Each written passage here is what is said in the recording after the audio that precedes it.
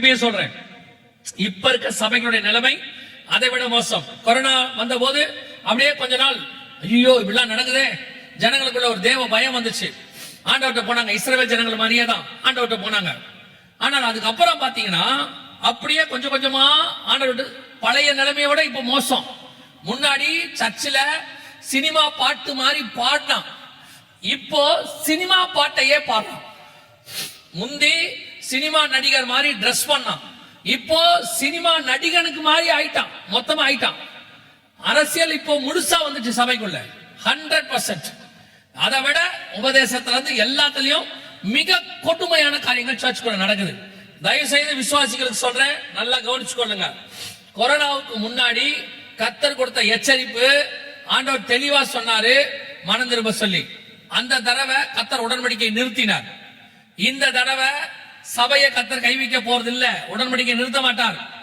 திருப்பி இந்த வார்த்தையை கவனியுங்கள், இது கர்த்தருடைய வார்த்தை. இந்த தடவை கர்த்தர் சபைகளை சிதற பண்ணுவார்.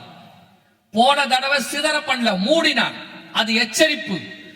ஆலயத்தை மூடி இஸ்ரவேல் ஜனங்களுக்கு எச்சரிப்பு கொடுத்தார், கேட்கல. ஒரு கல்லின் மேல் ஒரு கல்லாவடிக்கு இடிக்கப்பட்டது. இப்ப இரண்டாவது முறை நடக்க போது நமக்கு. ஆலயத்துக்கு கர்த்தர் ஏற்கனவே எச்சரிப்பு கொடுத்தார். கொரோனாவுக்கு அப்புறம் இன்னும் மோசம். இப்ப கொஞ்சம் கொஞ்சமா மோசமான இடத்துக்கு போயிட்டு இருக்கு சபை. உலக பிரகாரமான ஆசையில, பொருள் ஆசையில, பணத்தாசையில, விசுவாசி சபைனா நான் கட்டடத்தை சொல்ல விசுவாசிய சொல்றேன், அதிகமா போயிட்டே இருக்குது. அதனுடைய விளைவு என்னவா இருக்க போது அப்படின்னு கேட்டீங்கன்னா, இந்த முறை வரப்போகிறது லாக்டவுன் மாதிரி இல்ல, அதை விட மோசம். இப்ப எல்லாருக்கும் கொரோனாவுக்கு முன்னாடி லாக்டவுன் போட்ட உடனே, கொரோனால லாக்டவுன் போட்ட உடனே கொஞ்சம் ஸ்தம்பிச்சுட்டாங்க.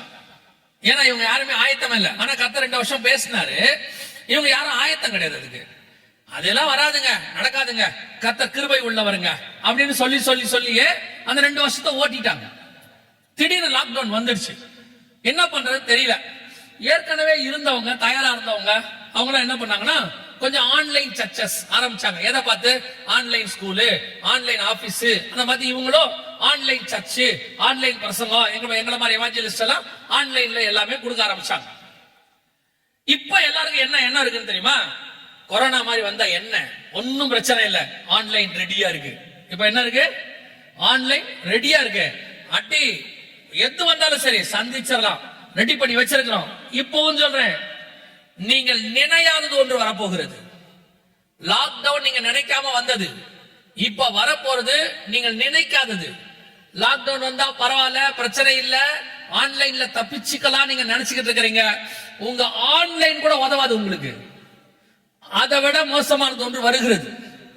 இப்ப கொடுக்கப்படுகிற வசனம் இதான் டைம். இந்த நேரத்துல இப்ப நான் இந்த 3 நாள் மீட்டிங்க சொல்லல, இந்த கொரோனாக்கு அப்புறம் அடுத்து ஒன்று வரப்போகுது. இது கொரோனா மாதிரியே இல்ல, அது வேற. நாளைக்கு கத்திரசமா பார்ப்போம். அந்த இடையில உள்ள காலம் இது எதுக்குன்னா, நீங்க அதுக்கு ஆயத்தப்படுவதற்கான காலம் இது. அசை போடுவதற்கு, சாப்பாடு சேர்த்து வச்சுக்கொள்வதற்கு, நான் சொல்ல ஆவிக்குரிய சாப்பாடு சேர்த்து வச்சுக்கொள்வதற்கு, உங்களுடைய ஆத்துமாக்களை இப்பவே பலப்படுத்துறதுக்கு, அதுக்கான காலம் இது. ஆனா இப்ப நீங்க முன்னாடி விட ரொம்ப மோசமாயிட்டீங்க, ரொம்ப ரிலாக்ஸ் ஆயிட்டீங்க. ரொம்ப ரிலாக்ஸ் ஆயிட்டு அப்பா கொரோனா மாதிரி இன்னொரு வந்தா பிரச்சனை இல்ல, ஆன்லைன் இருக்கு பாத்துக்கலாம். இல்ல, ஆண்டவர் கொடுக்கிற எச்சரிப்பு இதுவரை வந்தது. ஆண்டவர் உங்களை கை வைக்கல, சபை செதறி போகல. நான் பார்த்ததை நான் உங்களுக்கு சொல்லுகிறேன். கொரோனாவுக்கு முன்னாடி உண்மையாய் ஊழியம் பண்ண சபையும் ஊழியர்களையும் கொரோனா நேரத்தில் கர்த்தர் கைவிடவில்லை. அந்த நேரத்தில் சபை வளர்ந்தது. அதற்கு பிறகு சபை வளர்ந்திருக்கு. நான் பார்த்ததை உங்களுக்கு சொல்றேன். கொரோனாவுக்கு முன்னாடி கொரோனா வருதுன்னு அவங்களுக்கு தெரியாது, ஆனா அவங்க உண்மையா ஊழியம் பண்ணாங்க. அது 50 பேரோட பண்ணாங்களா, 500 பேரோட பண்ணாங்களா, அதெல்லாம் தெரியாது. உண்மையா பண்ணாங்க. எந்த எவாஞ்சலிஸ்டோ, எந்த பாஸ்டரோ, எந்த மெய்ப்பனோ உண்மையா ஊழியம் பண்ணவங்க கொரோனா பீரியட்ல பாதிக்கப்படல. கர்த்தர் அவர்களை பறந்து காக்கிற பட்சியை போல, எலியாவுக்கு காகத்தை கொண்டு போஷித்தது போல கர்த்தர் பத்திரமாய் பாதுகாத்தார். அதே நேரத்தில் கொரோனாவுக்கு முன்னாடி அசால்ட்டா இருந்தாங்க பாருங்க. எப்பவும் போல கேஷ், அதாவது கொரோனாக்கு முன்னாடி அவங்க கொரோனா வரும் தெரியாது, அவங்க ஒரு அசால்ட்டா இருந்தாங்க. அந்த சபைகள் எல்லாம் கொரோனாவில காணாம போச்சு. மீண்டும் சபை திறக்கும் போது அநேக சபைகள் இல்லை. நிறைய ஊழியங்கள் மூடப்பட்டு விட்டது, நிறைய ஊழியங்கள் அடிபட்டுச்சு. காரணம் என்னன்னா, இவங்க ஆயத்தப்பட வேண்டிய காலத்துல உண்மையா வேலை செய்யல. ஒருவரும் கிரியை செய்ய முடியாத காலம் வந்தது, இவங்களால நிக்க முடியல. அதே தான் இப்பவும் சொல்றேன். இப்ப இந்த காலம் நீங்கள் வரப்போறதுக்கான ஆயத்தப்பட வேண்டிய காலம். இப்ப உண்மையா இருந்தீங்கன்னா, உண்மையா ஊழியம் பண்ணீங்கன்னா, உண்மையா கர்த்தருக்கு முன்பாக உங்க காசுல, பணத்துல, டைம்ல, குடும்பத்துல எல்லாத்துலயும் உண்மையா இருந்தீங்கன்னா, அடுத்து வரப்போகிறதான காரியத்துல உங்களை சாரிபாத் விதவையின் வீட்டில் வைத்து பாதுகாத்தது போல இரண்டாவது பேஸ்ல கர்த்தர் பத்திரமாய் வைத்து பாதுகாப்பார். முதல்ல வந்தது கேரித்தாற்றங்கரை, இப்ப இந்த முறை வரப்போறது சாரிபாத் விதவையின் வீடு. இரண்டாவது முறை கர்த்தர் உங்களை பத்திரமாய் பாதுகாப்பார். ஆனா இப்ப நீங்க ஒழுங்கா பண்ணிருக்கணும், இப்ப நீங்க கர்த்தருக்கு உண்மையா இருந்திருக்கணும். ஆனால் இன்னைக்கும் அநேக சபைகள் குளிர் விட்டுருச்சு. இவங்க வேற என்னமோ நினைச்சிட்டு இருக்கிறாங்க. இப்பவும் அவர்களுக்கு எச்சரிப்பு கொடுக்கப்படுது. இப்பவும் அசட்டை பண்றாங்க. இவங்க அந்த ராஜா ஒருத்தன மாதிரி சிதைக்கியா ராஜா மாதிரி அசட்டை பண்ணுகிற கூட்டம் ஒண்ணு இருக்கு. இப்போ ஏன்னா எல்லாம் ராஜாக்கள், எல்லாம் பெரிய ஆட்கள், எல்லாம் பயங்கரமா இருக்காங்க. நாங்க பார்க்காததா கொரோனாவையே பார்த்துட்டோம். சிதைக்கியா ராஜா சொல்லக்கூடிய எரேமியாவை கொடுத்து காவல் வீட்டுல போடுவான், சொல்லக்கூடிய ஊழியர்களை பிடிச்சி உள்ள தள்ளி போடுவான். ஆனால் ஒரு நாள் வரும், கர்த்தர் சொன்ன தீர்க்க தரிசனத்தில் ஒன்று கூட தவறி போகிறதில்லை.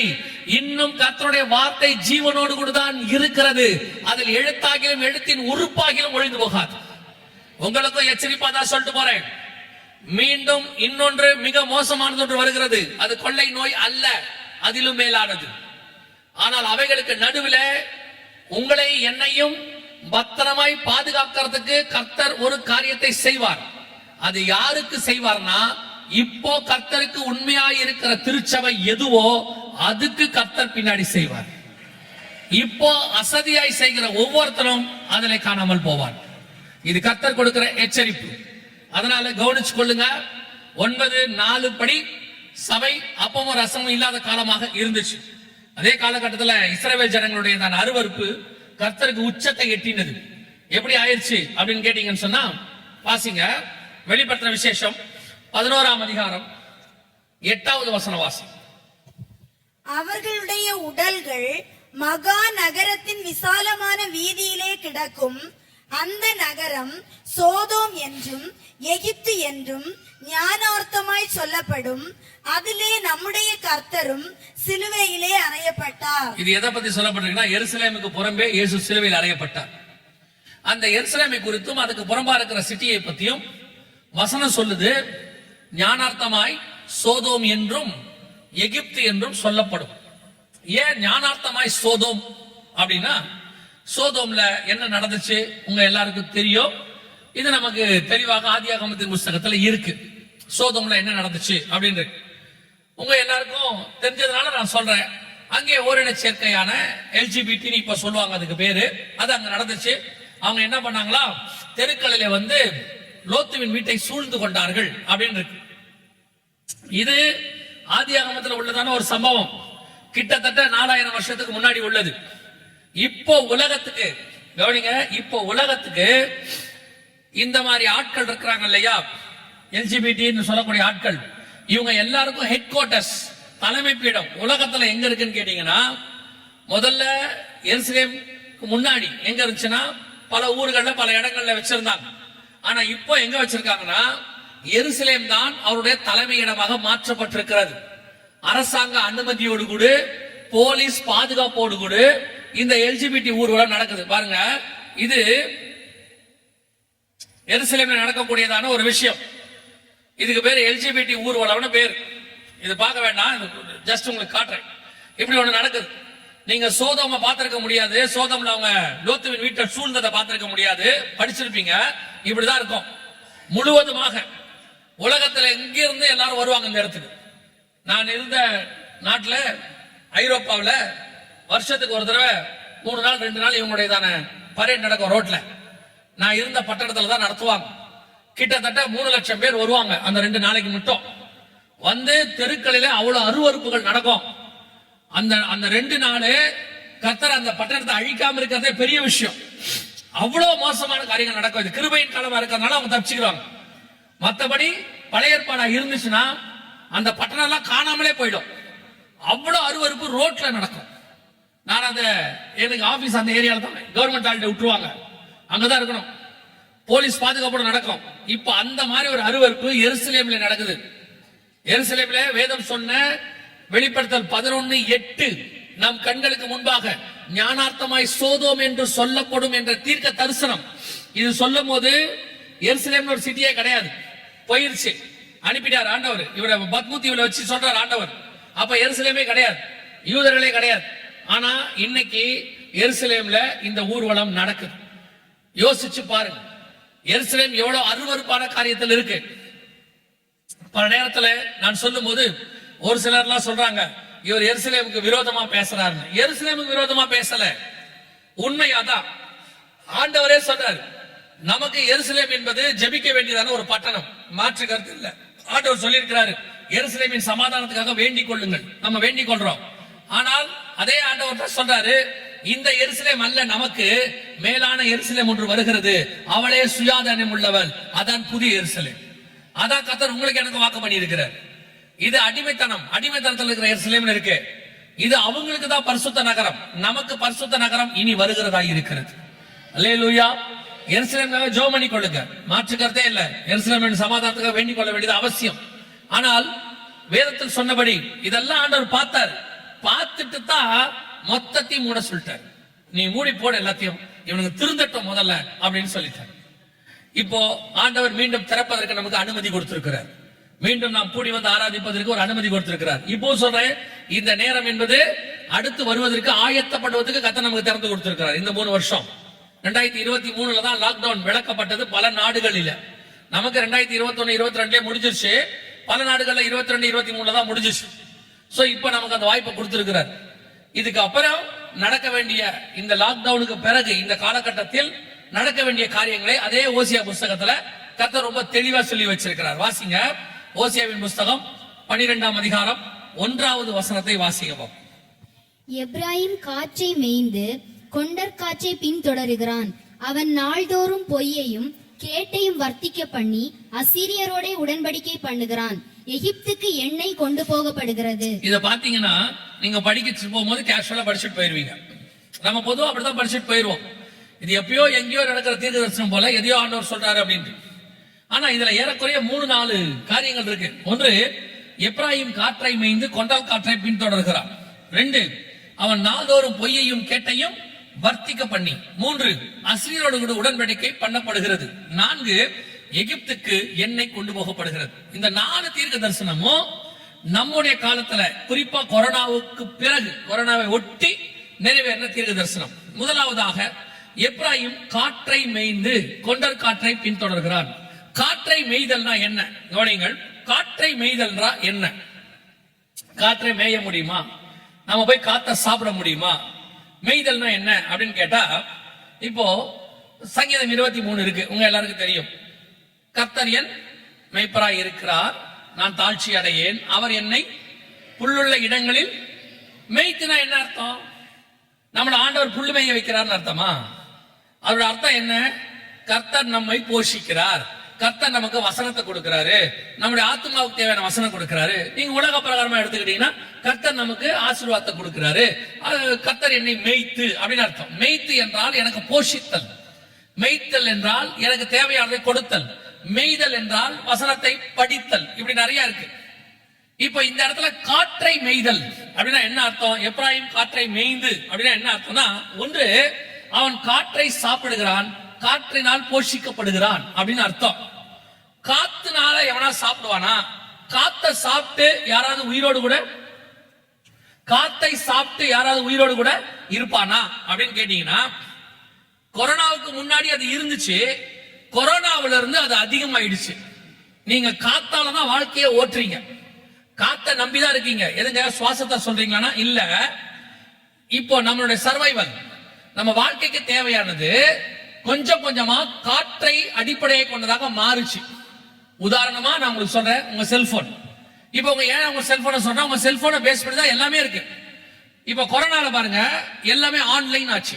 ஆன்லைன், உங்க படிப்பு online, work from home online, உங்க பேங்கிங், ஜிபே, போன்பே எல்லாமே ஆன்லைன், சாப்பாடு டெலிவரி ஆன்லைன், அப்புறம் உங்களுடையதான எல்லா காரியங்களும் இப்ப ஆன்லைனா மாறிக்கிட்டு இருக்கு. உங்களுடைய டேட்டாஸ், டாக்குமெண்ட்ஸ், ஆதார் எல்லாம் ஆன்லைன்ல போகுது. ஓடிபி அது இல்லாம முடியாது. இப்ப இது எல்லாம் எப்படி உங்களுக்கு வருதுன்னு நினைக்கிறீங்க?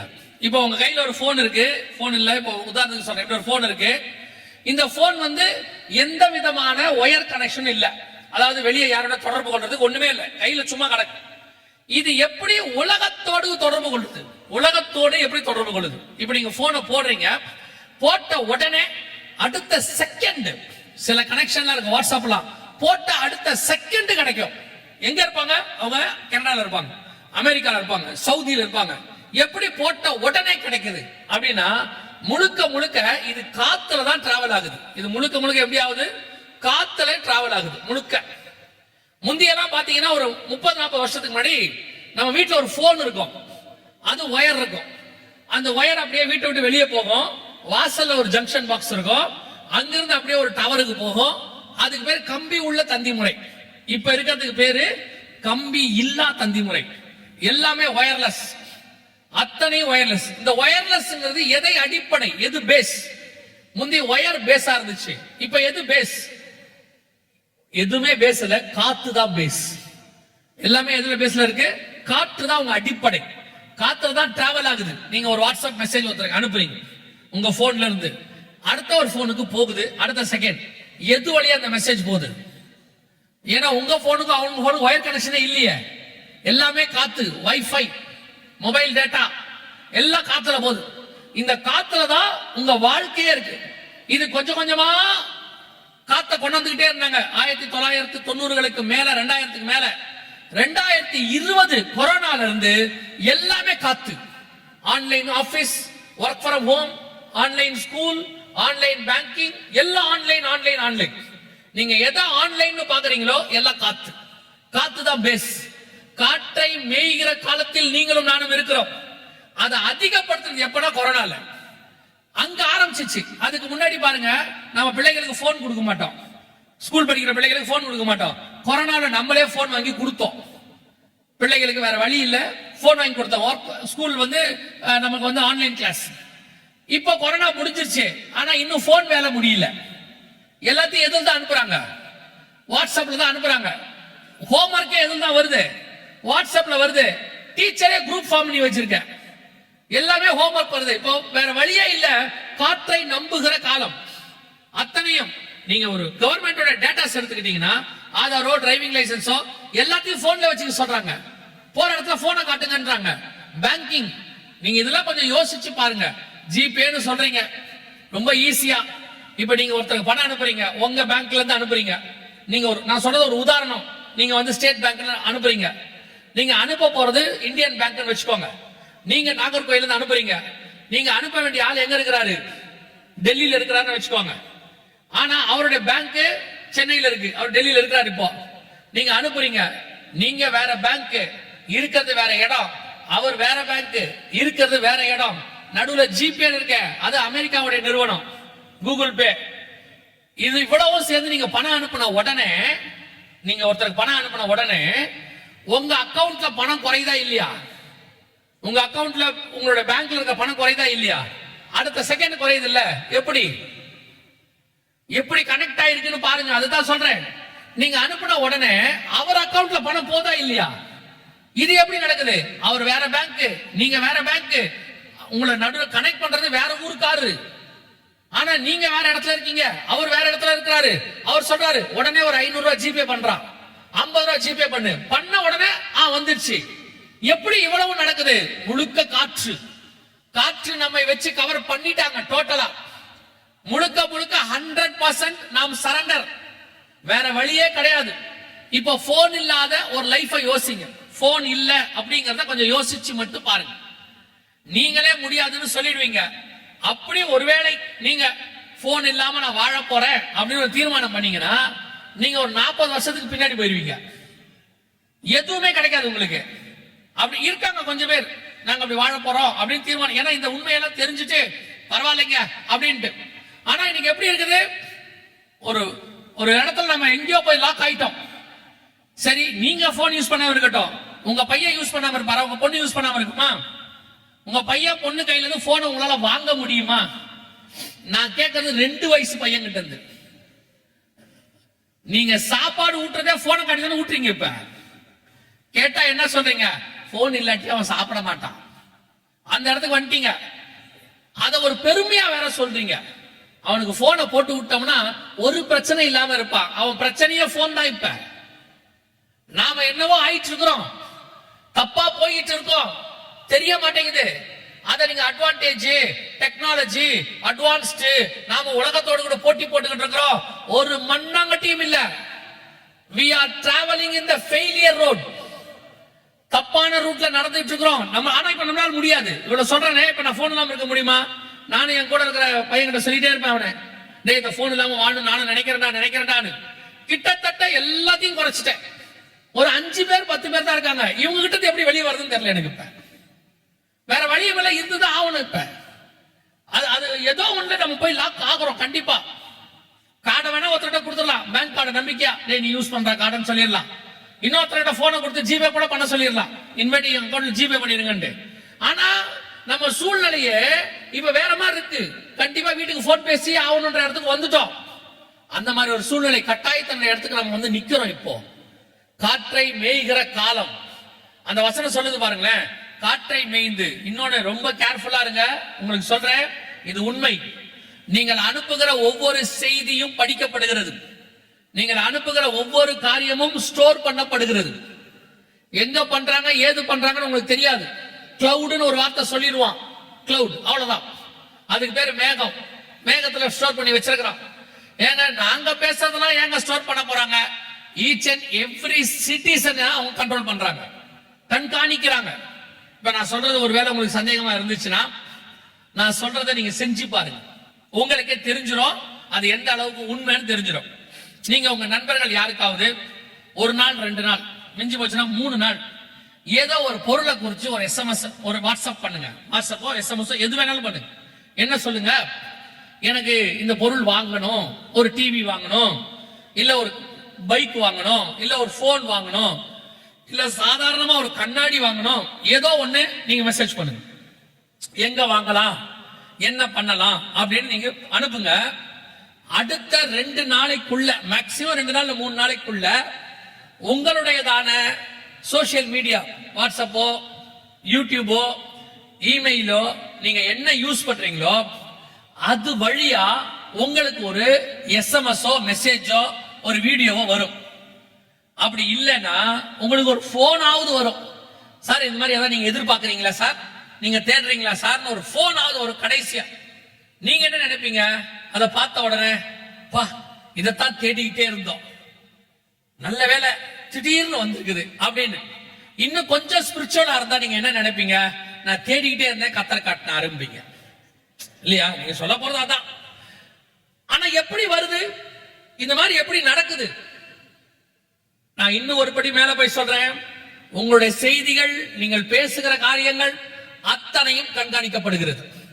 உங்களுடைய காரியங்கள் மேயப்படுகிறது, படிக்கப்படுகிறது. இதுக்கு மட்டுமே நான் ஒருத்தரோட பேசிட்டு இருந்தேன். அவர் சொன்னாரு 300 டேட்டா சென்டர்ஸ் உருவாக்கி இருக்கிறாங்க.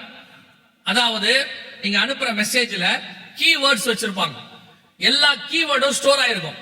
அந்த கீவேர்டு வந்த உடனே உங்க நம்பர் அவங்களுக்கு போயிடும். உதாரணத்துக்கு நான் சொல்றேன், நீங்க எங்க போனாலும் உங்க நம்பரை கேட்கறாங்களா, இப்ப போன் நம்பர் கேட்கறாங்களா, பில்லு கொடுக்கிற இடத்துல எந்த இடத்துக்கு போனாலும் உங்க நம்பர் சொல்லுங்க அப்படின்றாங்க. ஏன் கேட்கறாங்க? நீங்க ஹோட்டல்ல போய் சாப்பிடுறீங்க, சாப்பிட்ட உடனே உங்களுக்கு பில்லு கொடுக்குறாங்க. சார் உங்க போன் நம்பர் சொல்லுங்கன்னு ஏன் கேட்கறாங்க? ஜெராக்ஸ் எடுக்கிற போற இடத்துல கூட கேட்கறாங்க. எதுக்குன்னா உங்க நம்பர்கள் அத்தனையும் ஸ்டோர் பண்ணப்படுகிறது. உங்க நம்பர்கள் எல்லாம் டேட்டா சென்டர்ஸ்க்கு கொடுக்கப்படுகிறது. நீங்கள் என்னென்னலாம் வாங்குறீங்க, எங்கெங்கெல்லாம் போறீங்க என்பது கண்காணிக்கப்படுகிறது. இனி ஒரு காலம் வரும். கூகுளை பத்தி அமெரிக்கால நெசட்ல கூப்பிட்டு ஒரு இன்டர்வியூ பண்ணாங்க. அதோடைய சிஇஓ கூப்பிட்டு கேட்டாங்க, தனி மனிதனுடையதான டேட்டாஸ் கூகுள் கண்காணிக்குதா இல்லையா அப்படின்னாங்க. அவர் என்னமோ சொல்றதுக்கு அப்படியே எக்ஸ்பிளைன் பண்ண ஆரம்பிச்சாரு. அப்ப அந்த காங்கிரஸ்மேன் ஒருத்தர் கேட்டாரு, அந்த அங்க இருக்கிறவர், அதெல்லாம் வேணாம், கண்காணிக்குதா இல்லையா அதை மட்டும் சொல்லுங்க அப்படின்னாரு. அப்படின்னு சொன்னோம்னா எஸ் அப்படின்னாரு அவரு. ஆமா, ஆனா உங்ககிட்ட பர்மிஷன் கேட்கிறோம், நீங்க ஆமான்னு சொன்னா தான் நாங்க கண்காணிக்கிறோம், இல்லைன்னா கண்காணிக்க மாட்டோம் அப்படின்னாரு. நம்ம எப்ப ஆமா சொன்னோம் கண்காணிக்கிறதுக்குன்னு கேட்டீங்கன்னா, நீங்க போன் வாங்கும் போதே 2-3 கேள்வி எல்லாம் கேட்டுச்சுல்ல, நீங்க அந்த கேள்வி எல்லாம் படிச்சிருக்கவே மாட்டோம்ல. நம்ம போன் வாங்கின ஆப் டவுன்லோட் பண்ண உடனே, வாட்ஸ்அப் பண்ண உடனே அது கேட்கிற கேள்வியா நம்ம என்னைக்காவது படிச்சிருக்கிறோமா? டேர்ம்ஸ் அண்ட் கண்டிஷன்ஸ் படிக்கிற நிலைமையில அது இருந்துச்சா? படிக்கவே மாட்டோம். நம்ம தான் படிக்கிறதா இந்நேரம் படிச்சு எங்கேயோ போயிருப்போமே இல்லையா? நம்மளை பொறுத்த வரைக்கும் போன் ஆன் ஆகணும், நம்மளை பொறுத்த வரைக்கும் ஆப் டவுன்லோட் ஆகணும், அவ்வளவுதான். அது கேட்டதுக்கு எல்லாம் ஓகே ஓகே. இன்னொரு பெரிய விஷயம், நீங்க ஓகே கொடுக்காட்டி அது ஆகாது. ஆமா தானே? ஓகே கொடுக்காட்டி ஆகாது. நமக்கு இப்ப ஆப் வேணும். ஆப் வேணுமா சுதந்திரம் போணுமா? சுதந்திரம் எக்கேடு கேட்டா நமக்கு என்ன? ஆப் டவுன்லோட் ஆச்சுன்னா போதும், அவ்வளவுதான். நம்ம எல்லா இன்ஃபர்மேஷனும் கொடுத்துட்டோம். அது அது டவுன்லோட் பண்ணும்போதே கேக்குது, உங்க கான்டாக்ட்ஸ் கேக்குது, உங்களுடையதான இமெயில்ஸ் கேக்குது, உங்களுடையதான கால் ரெக்கார்டிங்ஸ் கேக்குது, எல்லாத்தையும் கேக்குது. நீங்க என்னைக்காவது ரோஸ் சொல்லிருக்கீங்களா? எல்லாம் ஓகே ஓகே ஓகே எல்லாம் கொடுத்தாச்சு. இப்ப நம்முடைய அத்தனை இன்ஃபர்மேஷனும் மேயப்படுகிறது. தயவு செய்து நீங்கள் அனுப்புற செய்திகளை குறித்து கேர்ஃபுல்லாக இருங்கள். நீங்க நார்மல் மெசேஜ் பண்ணுங்க, ஒரு தப்பும் கிடையாது, அது யூஸ்ஃபுல். அன்வான்டா சில வீடியோஸ், அன்வான்டா சில காரியங்கள் எல்லாம் அனுப்புறாங்க. அதுவும் இந்த காலத்துல இருக்கிற வாலிப பிள்ளைகள், வாலிப பசங்களுக்கு ஒரு ஒரு ஃபோபியா இருக்குது, ஒரு வியாதி. என்ன வியாதி தெரியுமா? அதுக்கு பேரு செல்ஃபி வியாதி. அந்த வியாதிக்கு பேர் என்னது? செல்ஃபி வியாதி. ஆக்சுவலா செல்ஃபிங்கிறது கொடிய காலத்துல ஒரு அடையாளமாக பவுல் எழுதுறாரு. செல்ஃபிய பத்தி செல்ஃபி எழுதுறாருன்னு கேக்குறீங்களா? வாசிங்க 2 தீமோத்தேயு புத்தகம் 3ஆம் அதிகாரம் 1-2 வசனங்கள் வாசிங்க பாப்போம். 2 தீமோத்தேயு 3:1-2 வாசிங்க. மைக்கேல் வாசிங்க, மைக்கேல். மேலும் கடைசி நாட்களில் கொடிய காலங்கள் வருமென்று அறிவாயாக. கொடிய காலங்கள் வருமென்று அறிவாயாக. எப்படியெனில் மனுஷர்கள், நல்லா கவனிங்க, மனுஷர்கள் தற்பிரியராயும். என்ன பிரியம்? தற்பிரியத்துக்கு இன்னொரு பேர் தான் செல்ஃபி. நம்மள நாமளே பிரியப்பட்டு எடுக்கிறது. அதுவே எடுக்குது. ஒரு நாளைக்கு 10, 20, 30, 40 அவங்கள போன் எடுக்கிறாங்க. அப்புறம் அவனே பாக்குறான், என்னடா இவ்வளவு மோசமா இருக்கும் நம்ம. அப்புறம் அவனே டெலீட் பண்றான். அப்புறம் ஃபில்டர் போட்டு எடுக்கிறான், இப்ப கொஞ்சம் நல்லா தெரியுது, இப்ப பாக்குறான். அப்புறம் அவனே டெலீட் பண்றான், இதை விட நல்லா இருக்குதா? சட்டியில இருந்தா தானே அகப்பையில வரும். நம்ம கிட்ட என்ன இருக்கும் அதான வரும். என்னத்தை அழகாக்கி என்ன பண்ண போறதுக்கு? இப்ப நிறைய பேரு போட்டோ அனுப்ப சொன்னா நேரா நீட்டா நல்ல சூப்பரான போட்டோ அனுப்பிடுறான். நேர்ல போய் பார்த்தோம்னா 50% தான் இருக்கான். நம்ம போட்டோல உங்க நாகர்கோயில்ல ஒரு சம்பவம் நடந்துச்சு. எனக்கு முதல்ல ஃபர்ஸ்ட் நாகர்கோயிலுக்கு நான் வரும்போது, இப்ப அந்த ஊழியக்காரர் இல்ல, நான் வரும்போது அவர் தான் என்ன கூப்பிட்டு இருந்தாரு. நான் சொல்றேன் 20 வருஷத்துக்கு முன்னாடி ஃபர்ஸ்ட் டைம் வரேன். அங்க நாகர்கோயில் ஸ்டேஷன்ல நிக்கிறேன், இறங்கி பெட்டியோட. தூரத்துல இன்னொருத்தர் நிக்கிறார், அரக்கால் சட்டையும் பனியனும் போட்டுக்கிட்டு. அவர் என்ன பாக்குறாரு, யாரா இவரு பாத்திர. நான் திரும்பிக்கிட்டேன், ஏன்னா ஆள் பார்க்கறதுக்கு வேற மாதிரி இருக்கிறாரு. அப்படி கிட்ட வந்தாரு, எனக்கு வேற பயமா இருக்கு, எல்லாரும் போயிட்டாங்க வேற. நான் என்ன கூப்பிட வந்த பாஸ்டர் வரல, அரக்கால் சட்டை போட்டுட்டு அப்படி கிட்ட வந்தாரு.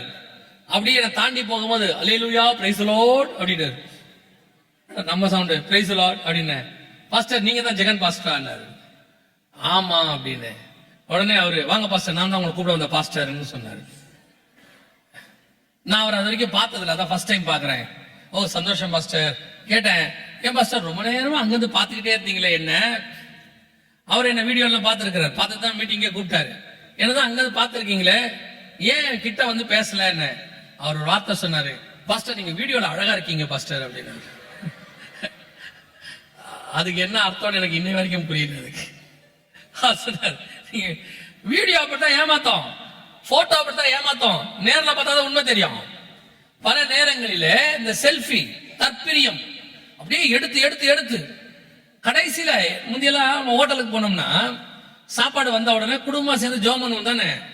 இப்ப வந்த உடனே குடும்பமே முன்னாடி ஜபத்துக்கு முன்னாடி இருங்க அப்படின்னு போட்டோ எடுக்குது. ஜெபம் பண்ண விட மாட்டேங்குது, இருங்க அப்படின்னு போட்டோ எடுக்கிறான். போட்டோ எடுத்து நம்ம சாப்பிடறதுக்குள்ள வாட்ஸ்அப் ஸ்டேட்டஸ்ல வச்சிடறோம், பேஸ்புக்ல. நம்ம சாப்பிட்டு வீட்டுக்கு வரதுக்குள்ள அவர் போன் பண்றாரு இன்னொருத்தர், என்ன எல்லாம் ரெஸ்டாரண்ட்ல இருக்கீங்க போல அப்படின்னு. நமக்கு பயமா இருக்கு, எப்படி கண்டுபிடிச்சீங்க? அதுதான் ஊருக்கே வச்சு விட்டுருக்கீங்களா? நம்ம சாப்பிடறது எதுக்கு ஊருக்கு வைப்பானே? இன்னைக்கு உலகம் அப்படிதான் இருக்கு. தற்பிரியம். நம்மளுக்கு எது எடுத்தாலும் உடனே எல்லாத்தையும் எடுத்து போடுறது. வாலிப பிள்ளைகள் ரொம்ப கேர்ஃபுல்லா இருங்க. இந்த கடைசி காலத்துல உங்க ஒரு வீடியோவோ ஒரு போட்டோவோ கிடைச்சா போதும், ஆன்லைன்ல என்ன வேணாலும் இப்ப செய்ய முடியும். இன்னைக்கு ஏஐ டெக்னாலஜி உள்ள காலம். என்ன வேணாலும் செய்யலாம். இல்லைங்க அவங்க செய்யறாங்க, அது பொய், நம்ம நிரூபிக்கலாம், அதெல்லாம் நடக்கும். அதுக்கப்புறம் போலீஸ்ட போய் நம்ம நிரூபிச்சு அந்த வீடியோவை ரிமூவ் பண்ணி அதெல்லாம் செய்யலாம். ஆனால் வர்றதுக்கு முன்னாடி கேர்ஃபுல்லாக இருக்க வேண்டியது அவசியம். மன உளைச்சலுக்கு ஆளாகி அதை ரிமூவ் பண்ணி பண்றதை விட வராமல் எவ்வளவு முடியுமோ அதை மீறி வருதா அது கர்த்தர் பார்த்துக் கொள்வார். நீங்க இருக்க வேண்டிய கேர்ஃபுல்லா இருங்க. டெய்லி எடுத்து செல்ஃபின்னு என்னென்னத்தையோ அப்லோட் பண்ணுது. எடுத்து எல்லாத்தையும் அப்லோட் பண்றீங்க. ஒருத்தர் அன்னைக்கு ஒரு இதை போட்டிருக்காரு ஸ்டேட்டஸ், நாங்கள் குடும்பமாய் புறப்பட்டு ஊருக்கு போகிறோம்னு போட்டிருக்காரு. இது யாருக்கு போடுறாரு? அந்த ஊர்ல இருக்கிற திருடனுக்கு. நாங்க யாரும் வீட்டுல இல்ல, நீ வேணா வந்துட்டு போ. எதுக்கு அதெல்லாம் வைப்பிய? நாங்க அங்க இருக்கோம் இங்க இருக்கோம். கவனிச்சு கொள்ளுங்க, காற்றை மேய்கிற காலம். உங்களுடையதான எல்லா இன்ஃபர்மேஷனும் வெளியே இருக்கு. நீங்க என்னமோ நினைச்சுக்கிட்டு இருக்கீங்க, ஒரு பாஸ்வேர்டு போட்டாச்சுன்னா யாரும் பார்க்க முடியாதுன்னு. உங்க பாஸ்வேர்டு உங்களுக்கு மட்டும்தான் சேஃப்டி, வேற யாருக்கும் இல்ல. இப்ப நீங்க பாஸ்வேர்டு மறந்துட்டீங்க. மறந்த உடனே உங்களுக்கு உள்ள போனோம், இமெயில் குள்ள போனோம், இல்ல ஆப்பிள் குள்ள போனோம், பாஸ்வேர்டு மறந்துட்டீங்க, என்ன பண்ணுவீங்க? ஃபர்கெட் பாஸ்வேர்ட் கொடுத்தோட என்ன ஆகும்? அவங்க ஒரு பாஸ்வேர்டு அனுப்புவாங்க, ஒன் டைம் பாஸ்வேர்டு அனுப்புறாங்க தானே. அதை வச்சு நீங்க உள்ள போவீங்களா? போறீங்க தானே. அதை வச்சு நீங்க உள்ள போகும்போது அவன் போக முடியாதா? அனுப்புறவன் போக முடியாதா? என்னமோ பாஸ்வேர்டுங்கிறது உங்களுக்கு நடந்தா சேஃப்டி நம்ம நினைச்சுக்கிறோம். யாரும் பார்க்க முடியாது, நீங்க தான் பார்க்க முடியாது. உங்களோட யார் வேணாலும் பார்க்கலாம். நீங்கள் இப்பொழுது வலைத்தளத்தில் இருக்கிறீர்கள், நீங்கள் வெளியரங்கமா இருக்கிறீர்கள். உங்களை நீங்க தான் சேஃப்டியா வச்சுக்கணும், அது உங்களுக்கு நல்லது. அவ்வளவுதான். அதே வசந்த திருப்பி வாசிக்க பார்ப்போம். 12ஆம் அதிகாரம் 1ஆம் வசனம், ஓசியாவின் புஸ்தகம். எப்ராயிம் காற்றை மேய்ந்து கொண்டற் காற்றை பின்தொடருகிறான். அவன் நாள்தோறும் பொய்யையும் கேட்டையும் வர்த்திக்க பண்ணி. கவனிங்க, இந்த காற்றை பின்தொடர்கிறான் இதை வச்சுட்டு அடுத்தவன் என்ன பண்றானா? நாள்தோறும் பொய்யையும் கேட்டையும். அதுதான் நீங்க ஆன்லைன்ல பாக்குறதான மெசேஜஸ். பேஸ்புக்ல வருது, வாட்ஸ்அப்ல வருது, யூடியூப்ல வருது, நிறைய டிவிஸ்ல வருது. வரக்கூடியதெல்லாம் பாருங்க, 100% இப்ப நீங்க பாக்குறதுல 190% பொய்யும் கேடும். ஒண்ணு பொய் வருது, அதுல வரதெல்லாம் உண்மை இல்ல. நீங்க கொரோனா நேரத்திலே கண்டுபிடிச்சிருப்பீங்க. இந்த கொரோனா வந்த உடனே அதை போக்குறதுக்குன்னு மெடிசன் வாட்ஸ்அப்ல ஒரு நாளைக்கு 4 மெடிசன் வரும். சுடுதண்ணியை காய்ச்ச வச்சு குடிங்க, எலுமிச்சை பழத்தை புளிஞ்சு குடிங்க, அதை போட்டு விக்ஸ போட்டு நுகருங்க, என்னென்னமோ சொல்லலாம். அந்த இலையை மென்று தின்னு, இந்த இலையை துப்பு, என்னென்னமோ. நீங்க கொரோனா நேரத்தில் பாத்தீங்கன்னா வந்த பாதிக்கு மேல பொய் நியூஸ். உங்களை ஏமாத்துறதுக்கு, வியூஸ் பாக்கிறதுக்கு என்னென்னவோ போடுறோம். அதுவும் இப்ப இருக்கு பாருங்க, இப்ப இந்த யூடியூப்ல தம்ப்லைன் ஒண்ணு இருக்கு.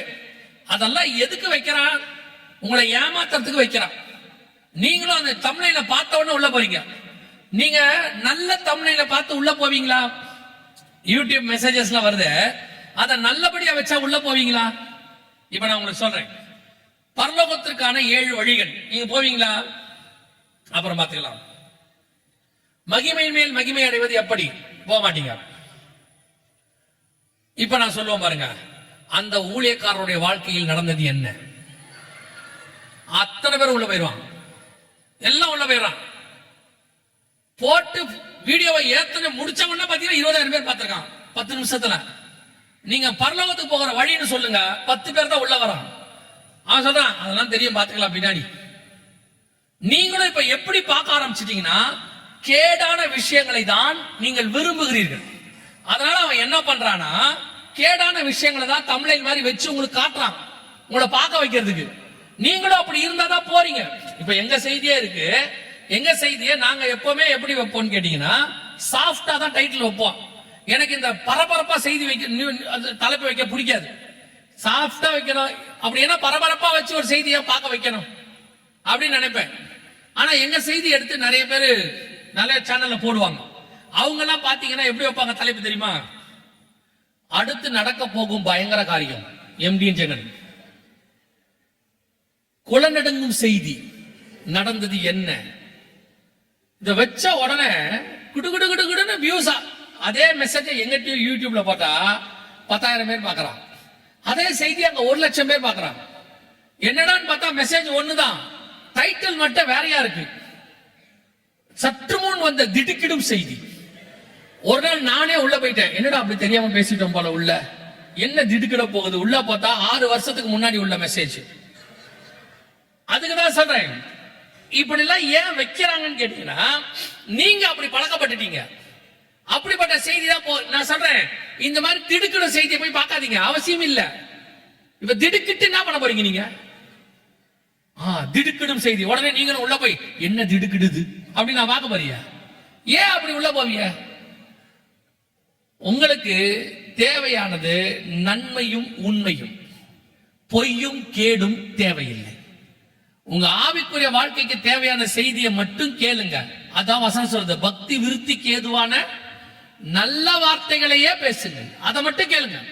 இந்த மாதிரி நீங்க ஒரு பரபரப்பு உங்களை அவங்க யூஸ் பண்றாங்க. கடைசி காலத்துல பொய்யும் கேடும் இன்னைக்கு பரவ ஆரம்பிச்சிருச்சு, அதிகமா இருக்கு. 100% பொய்யும் கேடும் தான்.